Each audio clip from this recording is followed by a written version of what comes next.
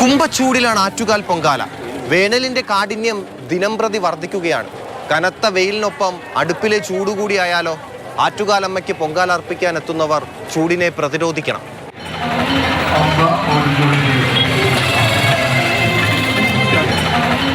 ഈ ചൂട് കാലത്ത് പരമാവധി വെള്ളം കുടിക്കുക. ദാഹം തോന്നുന്നില്ലെങ്കിലും നമ്മൾ പരമാവധി വെള്ളം കുടിച്ചുകൊണ്ടിരിക്കുക. ശാരീരികമായി എന്തെങ്കിലും ബുദ്ധിമുട്ടുണ്ടായാൽ വൈദ്യസഹായം തേടണം. അതായത് ക്ഷീണം, തലക്കറക്കം, ശ്വാസതടസ്സം അങ്ങനെയൊക്കെ ഉണ്ടാവുകയാണെങ്കിൽ അപ്പോൾ തന്നെ വൈദ്യസഹായം തേടുക. കട്ടി കുറഞ്ഞ കോട്ടൺ വസ്ത്രങ്ങൾ ധരിക്കുക. ചൂടുകാലത്ത് പോളിസ്റ്റർ വസ്ത്രങ്ങൾ ഒഴിവാക്കുന്നതാണ് എന്തുകൊണ്ടും നല്ലത്. സൂര്യപ്രകാശം നേരിട്ട് ഏൽക്കാതിരിക്കാൻ ശ്രദ്ധിക്കുക.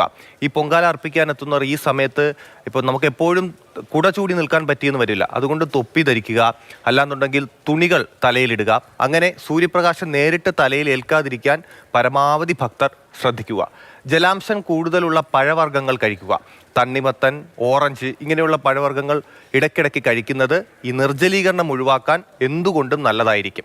ഇടയ്ക്കിടെ തണലത്ത് വിശ്രമിക്കുക. നമ്മൾ പൊങ്കാല അർപ്പിക്കാൻ എത്തുന്ന സ്ഥലത്ത് തന്നെ തണലുള്ള പ്രദേശങ്ങളുണ്ട് എങ്കിൽ മരത്തിൻ്റെ ചുവട്ടിലോ കടയുടെ പരിസരത്തോ അങ്ങനെയൊക്കെ ഉണ്ടെങ്കിൽ നമ്മൾ ഇടയ്ക്കിടയ്ക്ക് തണലത്ത് വിശ്രമിക്കുക എന്നുള്ളതാണ് ദുരന്ത നിവാരണ അതോറിറ്റി അടക്കം നൽകുന്ന നിർദ്ദേശം.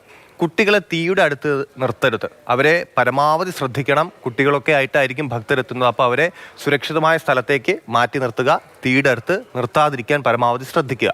പൊങ്കാലയ്ക്ക് ശേഷം വെള്ളം ഉപയോഗിച്ച് തീ കെടുത്തണം. പൊങ്കാല കഴിഞ്ഞ് എല്ലാവരും വീട്ടിലേക്ക് പോകാനുള്ള തയ്യാറെടുപ്പായിരിക്കും, തിരക്കായിരിക്കും. ആ സമയത്ത് നമ്മൾ പൊങ്കാല അടുപ്പിലെ തീ കെടുത്താൻ മറന്നു പോകരുത്. അത് വെള്ളം ഉപയോഗിച്ച് തന്നെ കെടുത്തതിന് ശേഷം മാത്രമേ അവിടെ നിന്ന് പോകാവൂ. അപ്പോൾ ആറ്റുകാലമ്മയ്ക്ക് പൊങ്കാല അർപ്പണം നടത്താനെത്തുന്ന ഭക്തർ ചൂടിനെ പ്രതിരോധിക്കാനുള്ള മാർഗങ്ങളൊക്കെ സ്വീകരിക്കുക. വെയിലത്ത് വാടാതെ പൊങ്കാല അർപ്പണം നടത്തി സുരക്ഷിതമായി വീടുകളിലെത്തുമല്ലോ.